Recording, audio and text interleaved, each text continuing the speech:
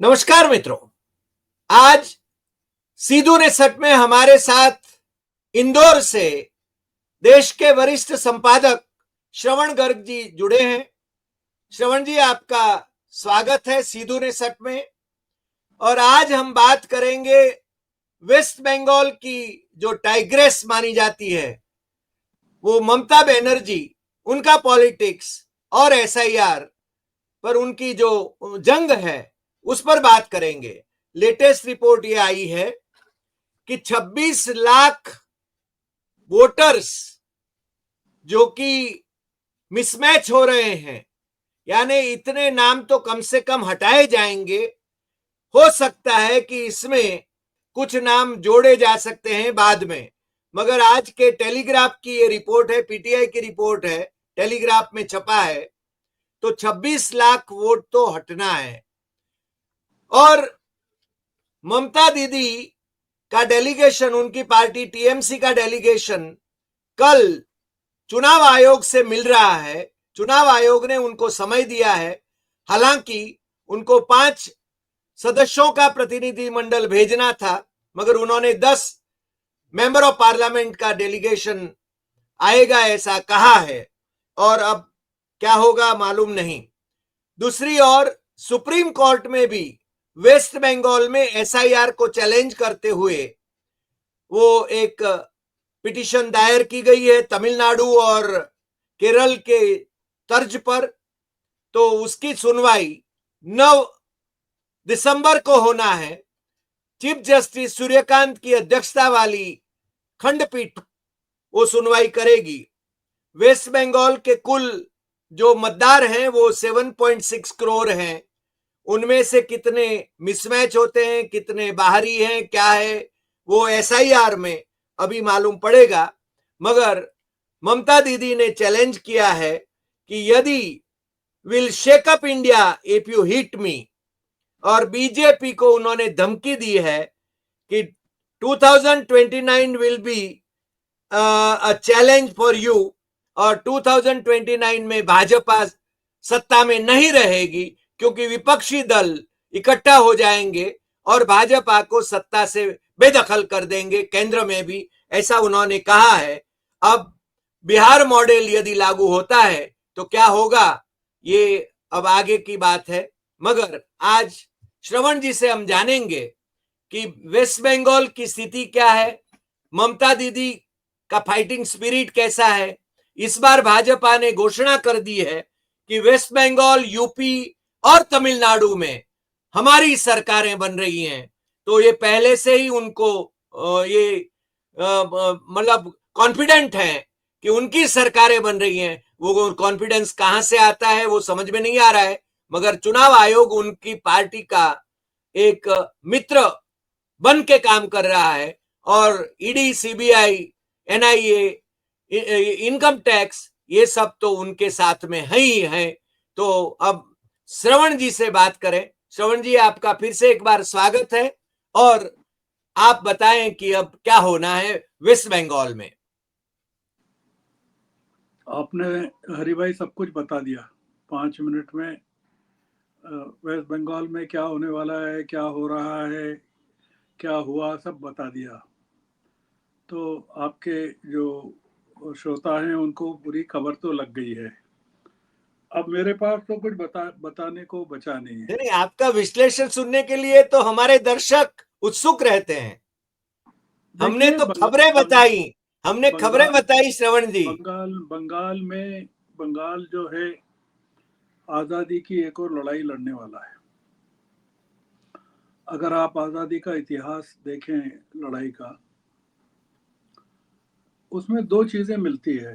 एक तो मिलती है कि बंगाल और महाराष्ट्र, पंजाब, यूपी ये अग्रणी रहे हैं नेता देने में, बिहार भी रहा है। पर बंगाल के क्रांतिकारियों का जो योगदान रहा है, सुभाष बाबू रहे हैं और तमाम लोग जो रहे हैं, तो फांसी पर लटकने वालों में भी काफ़ी लोग रहे हैं वहाँ के। तो बंगाल इस समय एक नई लड़ाई के लिए मैदान में है। और ममता बनर्जी ने जब कांग्रेस छोड़ी थी, तृणमूल कांग्रेस बनाई थी, आप एक चीज देखिए कि जितने लोगों ने कांग्रेस छोड़ के नई पार्टी बनाई वो सब समाप्त हो गए। ममता बनर्जी की जो तृणमूल कांग्रेस है वो सबसे ज्यादा सत्ता में है और उसने वहां कांग्रेस को खत्म कर दिया। तो ममता बनर्जी की जो ताकत है वो लड़ाकू एक योद्धा की है। सड़क की लड़ाई लड़ती हैं वो, और ये लड़ाई अब आज़ादी की उन लोगों के साथ है जिनके बारे में कहते हैं कि उन्होंने अंग्रेजों का साथ दिया था आज़ादी की लड़ाई में। तो आप सोचिए, इसमें कई चीजें साबित होने वाली हैं ये जो लड़ाई ममता लड़ रही हैं, क्योंकि ममता बनर्जी ये कहती रही हैं कि मोदी शाह से सिर्फ वो लड़ सकती हैं, राहुल गांधी या कांग्रेस नहीं लड़ सकते। और आप देख रहे हैं कि बिहार में जिस तरह से कांग्रेस ने का हुआ और कांग्रेस को जो धक्का लगा, तो अब ये जो बंगाल में हो रहा है इसमें कांग्रेस कहीं नहीं है। मतलब बिहार की लड़ाई के बाद कांग्रेस बाहर हो गई है लड़ाई के मैदान से। न तो तमिलनाडु में है कांग्रेस, न बंगाल में है कांग्रेस। केरल में आप मान सकते हैं कि है, पर वहाँ तो लड़ाई जो वामपंथी मोर्चा है, विजयन है, वो है सत्ता में। थोड़ा बहुत आप असम का मान सकते हैं, पर वहाँ सत्ता में बीजेपी है। और ये हुआ, देखिए पूर्व में ममता लड़ रही है, दक्षिण में स्टालिन लड़ रहे हैं। स्टालिन ने पूरा मोर्चा संभाल लिया है, घुसने नहीं देंगे वो बीजेपी को वहाँ पूरे दक्षिण में।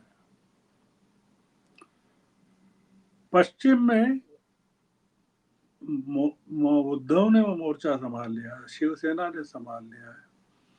और जो लड़ाई अभी चल रही है वो फडणवीस और शिंदे में भी शुरू हो गई है। शिंदे ने रावण बोल दिया बीजेपी को और तमाम चीजें बताई है। बीजेपी संभाल नहीं पाएगी। दक्षिण में स्टालिन, पूर्व में ममता बनर्जी, पश्चिम में उद्धव ठाकरे, और बिहार से सबक लेकर अखिलेश जो करेंगे अब वहाँ यूपी में, नॉर्थ में भी अब दिक्कत है। तो ये अब लड़ाई का जो फ्रंट है बदल गया है और इसके हथियार भी बदल गए हैं। और अगर इलेक्शन कमीशन बात करने को तैयार हो गया है, आप अगर देखें हरि भाई, कांग्रेस बीजेपी के तृणमूल के सांसदों को देखें कभी, कितने फायर ब्रांड हैं। मतलब उनकी महिलाओं को ही देख लीजिए आप, कितने लड़ाकू हैं। मतलब कल्याण दा को देख लें, महुआ को देख लें, और तमाम लोगों को देख लें। हालांकि कल्याण में और महुआ में नहीं बनती है, पर वहाँ की जो महिलाएं सांसद हैं बहुत ही जबरदस्त तरीके से वो एग्रेसिव हैं, आक्रामक हैं। तो आप क्या समझते हैं कि ये जो बिहार में, जैसे ममता बनर्जी ने कहा है कि बंगाल जो है बिहार नहीं है, उन्होंने ये कहा है, तो अब इसको आप जो ममता बनर्जी कर रही हैं उसको ये मान सकते हैं कि मोदी शाह से जो लड़ाई है वो डिसेंट्रलाइज हो गई है, विकेंद्रित हो गई है। मतलब अब बीजेपी के पास ताकत नहीं है कि वो लड़ सके। मतलब बंगाल में बीजेपी के लिए लड़ना बहुत मुश्किल है, जैसा और उन्होंने कहा है ममता बनर्जी ने कि एक भी नाम काटा तो उसके गंभीर परिणाम होंगे। आप सोचिए जरा कि बिहार में 66 लाख लोगों के नाम काटे गए थे और 21 लाख लोगों के नए जोड़े गए थे, और फिर पता चला 3 लाख लोगों के नाम पते ही नहीं है, ये पता चला। फिर हमने देखा कि जितने रजिस्टर्ड वोटर, जितने वोट पड़े थे, जितने बताए कि इतने लोगों ने वोट दिया, और गिनती जो हुई वो और ज्यादा की हुई।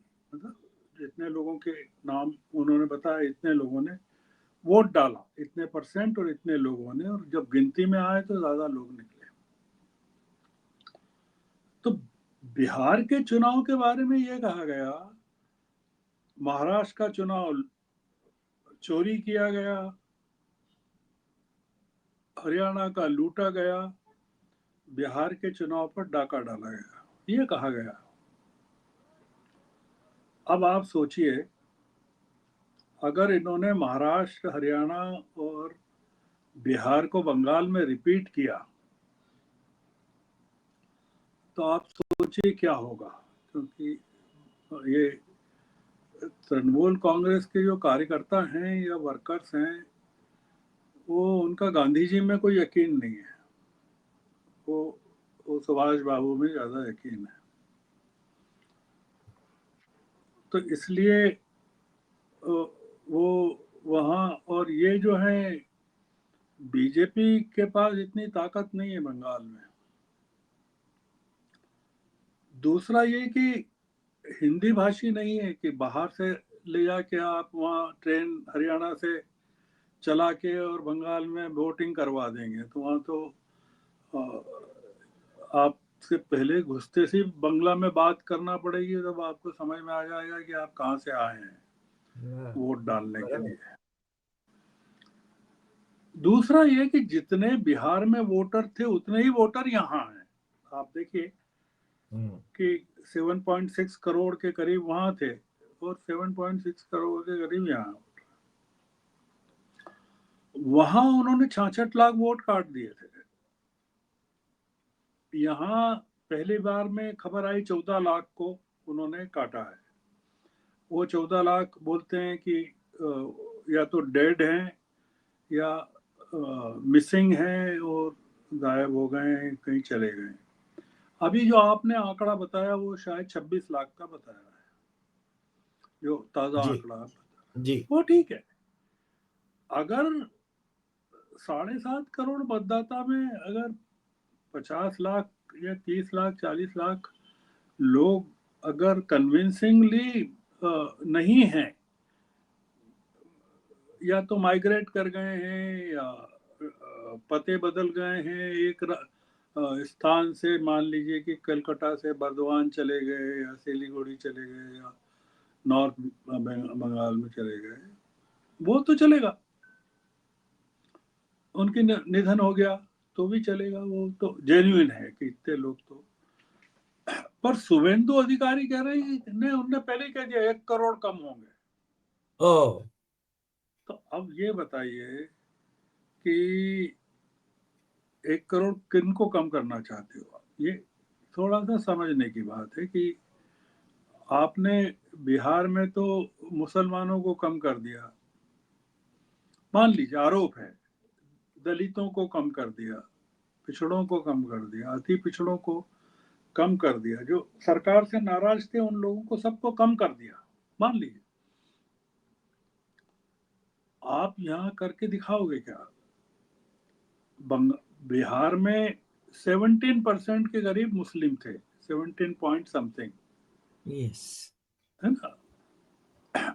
बंगाल में 30% मुस्लिम है। दूसरा ये कि बिहार में कोई 30-34 सीटें ऐसी थी जिन पर माइनॉरिटी पॉपुलेशन का प्रभाव था। यहाँ पे 120 सीटें हैं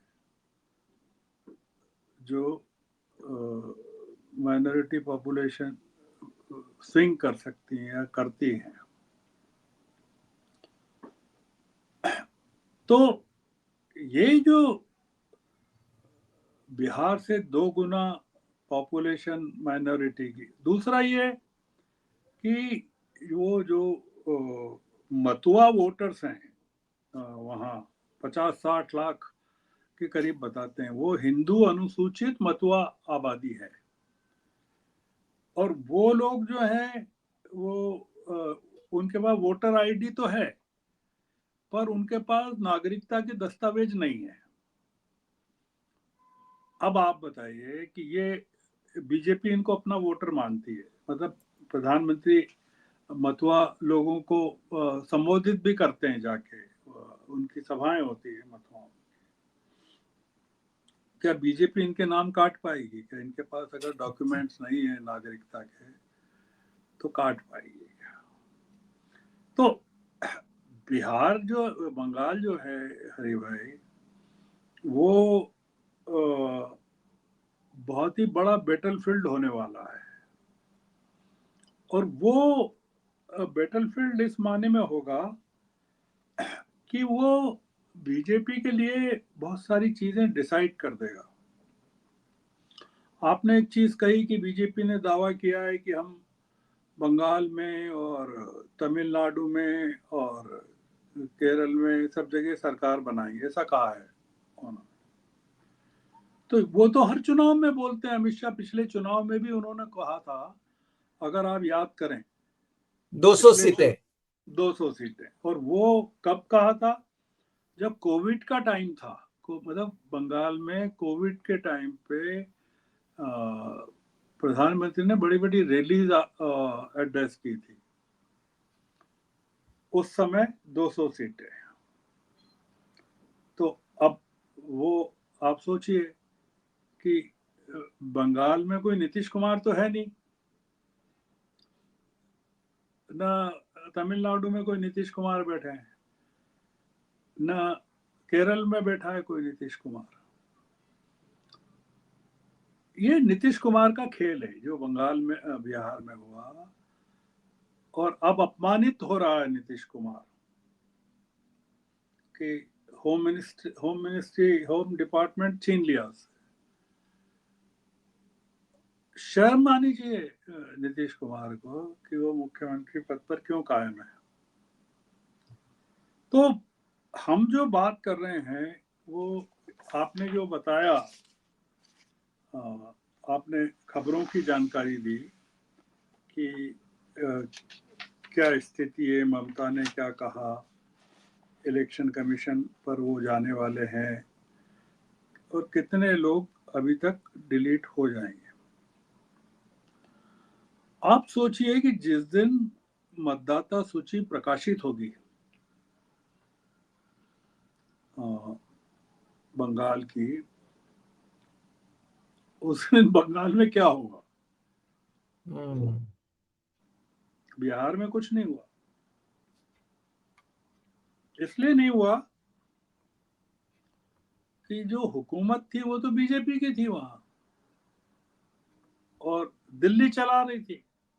वो तो पूरा एडमिनिस्ट्रेशन पैरालाइज कर दिया था उन्होंने पहले, और वो चला रहे थे।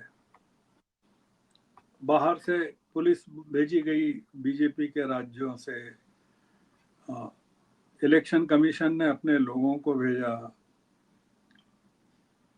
आरएसएस ने सीमांचल में काम किया, हरियाणा से रेलगाड़ी भर के मतदाता पहुंच गए। अब ये जो चीजें थी, ये हुई जो वहां कथित तौर पर, आरोपित तौर पर, एलिजेडली, वो क्या बंगाल में हो सकती हैं क्या? नहीं। बंगाल का एक इलाका बिहार से लगा हुआ है। बिहार, आप जरा बॉर्डर देखिए बंगाल की, किधर किधर लगी हुई है।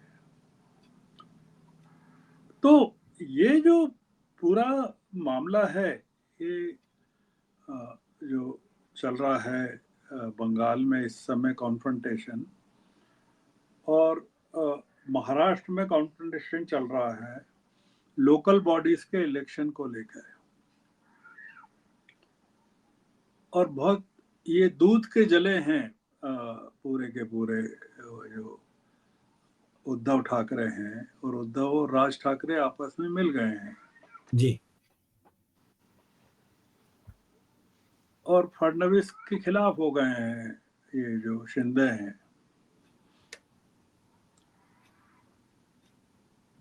ये जो कह रहे हैं ना, ममता बनर्जी कह रही हैं कि 2029 में बीजेपी को सत्ता से खारिज कर देंगे, वो उसमें दम दिखता है। वो वो अगर लग जाएंगी, वो उन्होंने कहा, क्या कहा है, वो इसके बाद देश का दौरा करने वाली हैं। इसका मतलब ये है कि ये जो पूरी विपक्ष की जो कमान है, जो इंडिया ब्लॉक की कमान है,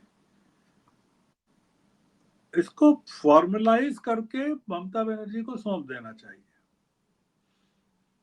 और दूसरा ये जो मुझे लगता है, पता नहीं, कांग्रेस तो कांग्रेस में हर चीज बहुत ही स्लो मोशन में होती है पूरी। जैसे आप देख रहे हैं कर्नाटक की लड़ाई को वो बिल्कुल कैसे ठंडा कर रहे हैं और कैसे खा रहे हैं। पर बंगाल के चुनाव में कांग्रेस को और सीपीएम को कोशिश करना चाहिए कि वो ममता बनर्जी के खिलाफ उसके साथ मिलकर चुनाव लड़ें। जी जैसा लोकसभा में गलती की, वो अधीर रंजन के कारण कांग्रेस का जो नुकसान हुआ वहां, वो नुकसान अब विधानसभा में नहीं होना चाहिए। और एसआईआर के खिलाफ लड़ाई में भी कांग्रेस को ममता का साथ देना चाहिए वहां। तो कांग्रेस लड़ाई लड़के समाप्त होना चाहती है। अब बिना लड़े अगर हो जाए तो ज्यादा ग्रेसफुल रहेगा कि भाई ममता बनर्जी भी वो कहीं फील करेंगी। दूसरा बड़ा एक जो फैक्टर है जिसको हम लोगों को देखना पड़ेगा बंगाल में, जो बिहार का अनुभव है कि मुसलमानों ने विपक्ष का साथ नहीं दिया और वो विपक्ष तो समाप्त हो गया वहां, और ओवैसी जीत गए 5 सीटें। अब ये जो हमको डर लगता है, वो ये लगता है कि ममता बनर्जी को कमजोर करने में वहां जो मुस्लिम है 30%, 29%, जो हर बार ममता बनर्जी के साथ खड़े होते हैं, उनका सपोर्ट बहुत जरूरी रहेगा ममता बनर्जी को। वो अगर अगर चाहते हैं मुस्लिम की बीजेपी वहां पर हावी नहीं हो बंगाल में, क्योंकि बंगाल में क्या है कि उत्तरी बंगाल का जो इलाका है, जो दार्जिलिंग का, जलपाईगुड़ी का और तमाम जो इलाके हैं, वहाँ तो इनका बड़ा असर है, अपने बीजेपी का असर है। जी पर जो एक इलाका पूरा का पूरा है मुर्शिदाबाद का या और तमाम जगह, जो मुस्लिम डोमिनेटेड इलाका है, तो वो मतुआ जो है, जैसे अभी ममता बनर्जी ने वहां जाके उनसे बात भी की है, गई भी है, मतुआ पॉपुलेशन से भी उन्होंने बात की। इसलिए बीजेपी इस समय जो कोशिश करेगी, वो वही कोशिश करेगी जो बिहार में की, कि मुसलमानों को विपक्ष से अलग करो और विपक्ष को तोड़ो।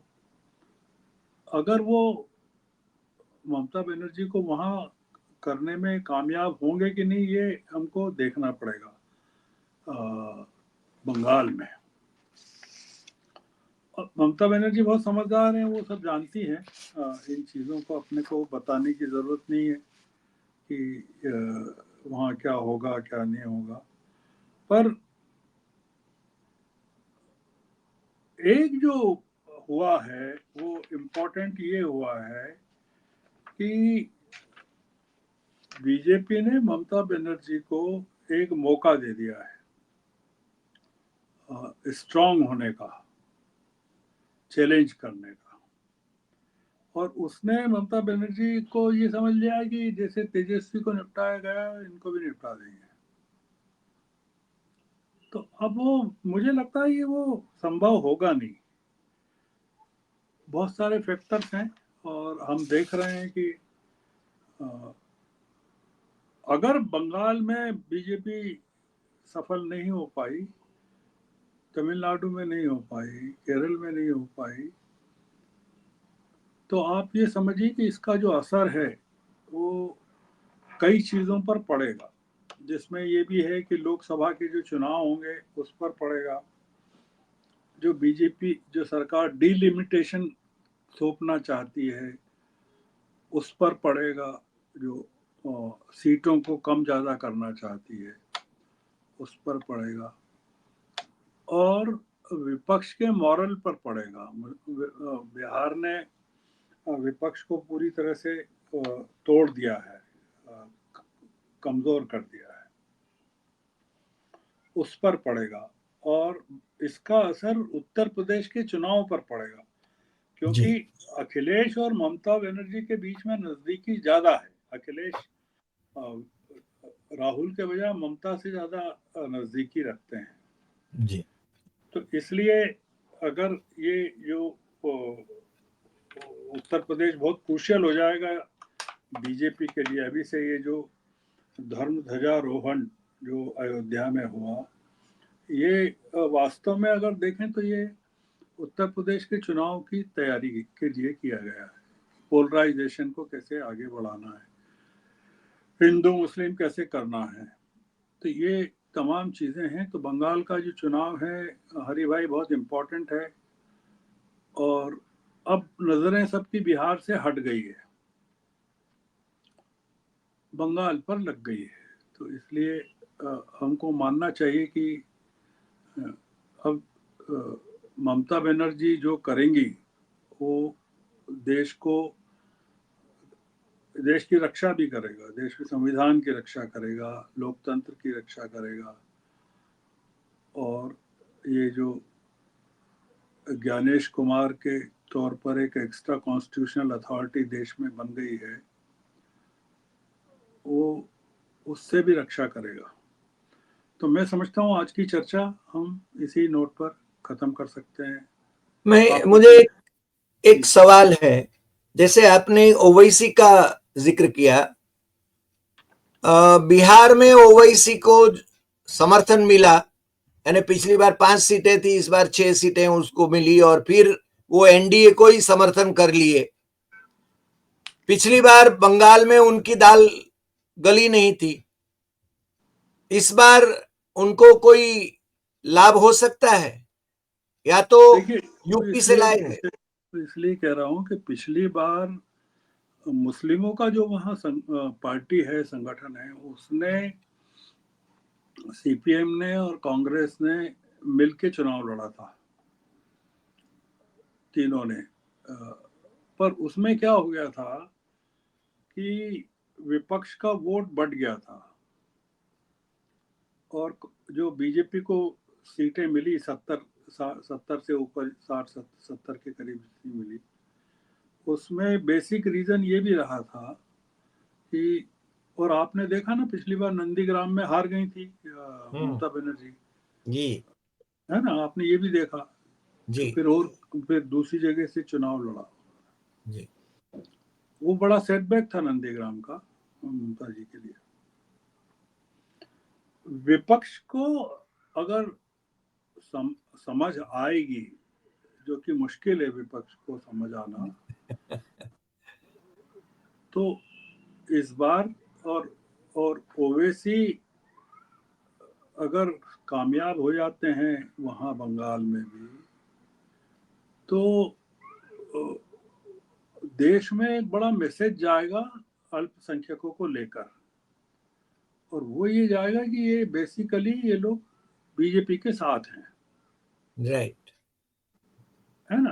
तो जी इसलिए जो अभी बिहार में उन्होंने एनडीए को समर्थन का कहा है, उससे उनकी पोल पट्टी खुल गई कि उनकी पूरी फंडिंग बीजेपी ने की थी वहाँ बराबर। सीमांचल में, ऐसा आरोप लग रहा है। बंगाल में ममता बनर्जी ओवैसी को सफल नहीं होने देंगी जी। बंगाल का मुस्लिम जो है वो बिहार के मुस्लिम से अलग है, और यूपी का जो पश्चिमी उत्तर प्रदेश का मुस्लिम है वो बिहार के मुस्लिम से अलग है। जी। तो इसलिए ओवैसी उत्तर प्रदेश में सफल नहीं होते हैं। अगर आप देखें कि जी। बिहार में सफल हो गए थे पिछली बार, पर यूपी में नहीं हुए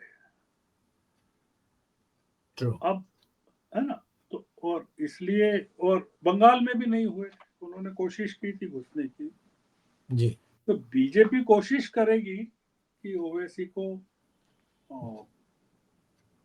प्रोत्साहित करे या उनके जैसे संगठनों को करे कि मुसलमानों का जो वोट है अल्पसंख्यकों का, वो ममता बनर्जी के साथ नहीं जाना चाहिए, और हिंदुओं का वोट जो है जो जाता है ममता बनर्जी को 70% में, वो डिवाइड हो जाए। जी।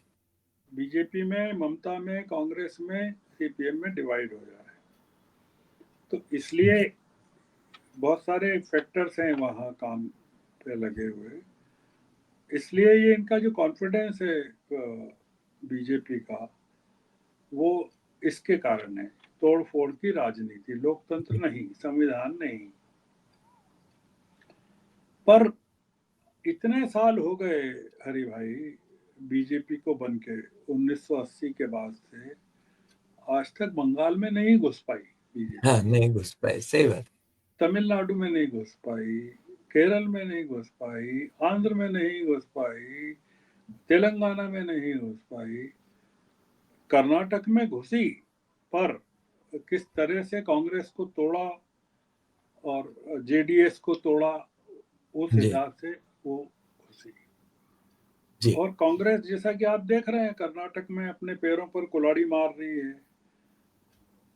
जो सिद्धारमैया और डीके शिव कुमार की लड़ाई चल रही है, यस। तो कांग्रेस बहुत होशियार है अपनी आत्महत्या करने में। वो सही बात है। हाँ, सही बात। वो गुजरात में भी करती है, सब जगह करती है। जी। श्रवण जी, आज आप हमारे साथ जुड़े और मेरे ख्याल से न केवल बंगाल की बल्कि पूरे देश की बात हुई, आपने विश्लेषण किया, इसके लिए हम आपके बहुत बहुत आभारी हैं। और फिर मिलेंगे नए एपिसोड में नए विषय के साथ। जी जी। नमस्कार।